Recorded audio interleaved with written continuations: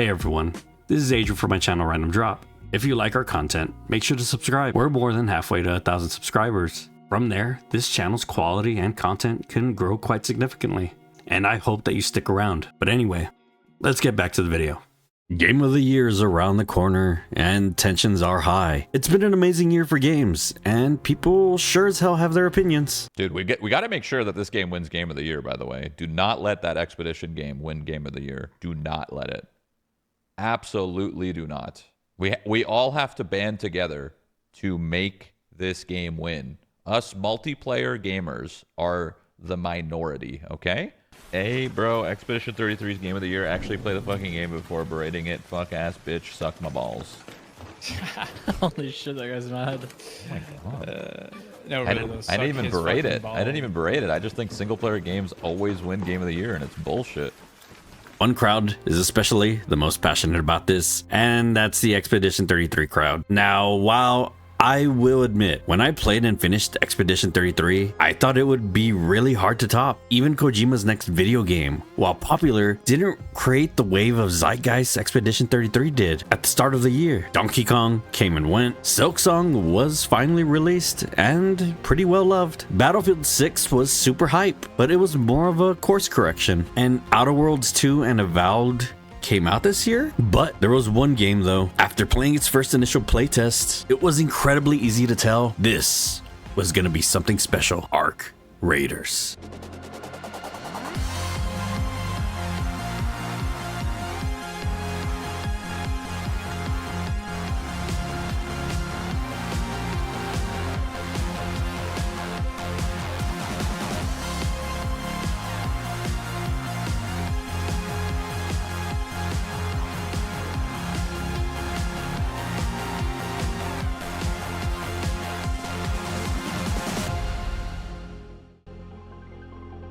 Let's be real, there hasn't been a shooter that has massively shaken up the world since PUBG and Fortnite. Ever since then, players have jumped from shooter to shooter trying to feel something. While many have tried and failed, none have really ever captured that in-between for casual and hardcore audiences. An experience that has all the screaming, looting, and sneaking around of a friend slop game with the shooting and tactics of a Gears of War or a Star Wars Battlefront, amplified by the game's incredible enemy AI and the developer's attention to detail in every moment of gameplay. Every single sound, visual, and button press enhancing the experience, immersing its players and combining into something unlike any other. It's a reminder to the industry why it should have been chasing fidelity and quality in the first place, to enhance the gameplay experience, not to make a movie. A famous content creator and now dubbed notorious single player hater, Shroud felt this in his gut back in playtest 2 of Arc Raiders, just like I did. For many years, he said that he doesn't really care about Game of the Year, but this year, Arc Raiders was such a significant experience that he wants people to fight for it, as multiplayer games largely get ignored in Game of the Year categories. And to be realistic, those categories are chosen by multiple games media outlets, all voting for the top games of the year. Jeff Keighley collects those votes and makes the list. Most games journalists have little time to invest into multiplayer games, or are uninterested in them altogether, maybe having one member out of their crew into the genre. Now with the AI voice acting drama, I bet some people in those outlets won't vote for the game so as not to be as seen as condoning it. Even though Embark paid the voice actors and the lines they give have so little significance to the whole game, it's laughable. Simply put, multiplayer games get largely ignored for overall Game of the Year due to being competitive in nature and requiring you to have friends. And Shroud is just making as much noise as possible so that Arc Raiders is not ignored. The guy likes single player games, but his favorite genre will always be multiplayer. And I can imagine that it's been quite a few years since a multiplayer game has gotten its claws into him this hard recently. Now on the other side, we were told for a long time that turn-based games don't sell, especially with what happened during the 360 era, where Japanese style games were stigmatized by much of the Western media. That is, until YouTube happened. What happened to the Yakuza series can be pointed out as a large example. A series that did really poorly in the West, but built up momentum because those passionate fans started YouTube channels.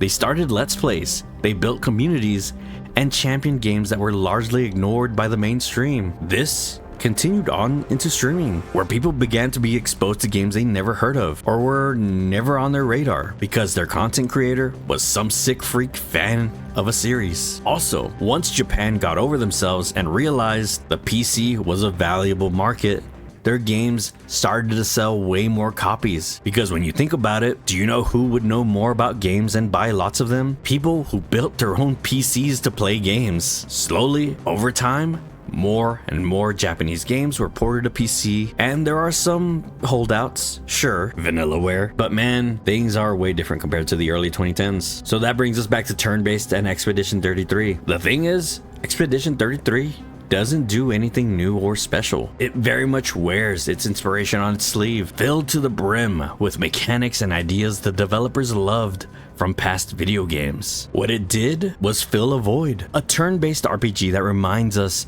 of the epic quality of something like a Final Fantasy or a Lost Odyssey. Because in reality, turn-based games have been going strong. There are tons and tons of turn-based games rocking the world still. A recent one, like Metaphor ReFantazio, but there are others like the Digimon series. But it's been a really long time since we got a turn-based RPG that aesthetically looks at the level of a modern Final Fantasy. The reason I believe Expedition 33 deserves to be nominated is not because of its incredible story, pacing, visuals, or tight gameplay. It deserves a nomination and even possibly winning because of the story behind its development and their ability to make a game look like a AAA masterpiece when in reality, if you pull enough strings, look under the hood, analyze the environments, a lot of the game is made kinda cheaply or cuts corners. But that's because the developers were smart in playing within their limitations. They pulled off something incredible. That's the thing both of these games share.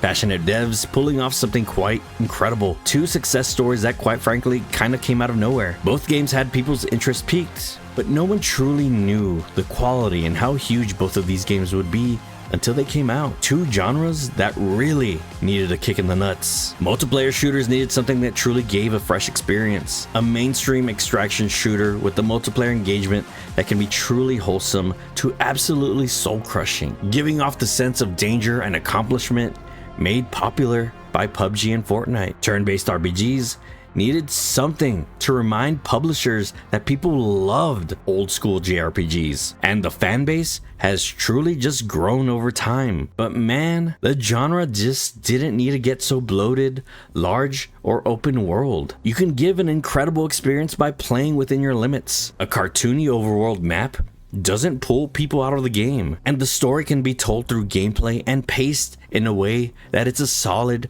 30 hours, not 100. Being a fan of both of these games, it's weird and funny how single player and multiplayer only Andes try to tear each other's game down. Twitter is a stupid place filled with a lot of stupid people and their uninformed opinions. Nuance doesn't get you likes. If there's something you get from watching this channel, it's that if I don't understand something, I at least attempt to try it or look into it to try and see why people like this thing or hate it. Many times, there's a nugget of truth buried deep beneath all hot takes and angry tweets. Both experiences are incredibly valid, but only one can win. So what do I think? I have to pick the game that made me sad when it was over. As I finished every single quest, my heart sank as I knew the experience would be coming to an end soon. A game with an incredible story and immersion, focusing on what came before and expanding upon it. Kingdom Come Deliverance 2, baby. Get all that other cringe shit out of here. Goodbye. Let me know what you think down below. Like, comment, subscribe, and I'll see you next time. Peace. Watch out, here we go. Henry, our hero Henry, the fellow who helps his fellow man. His fellow man.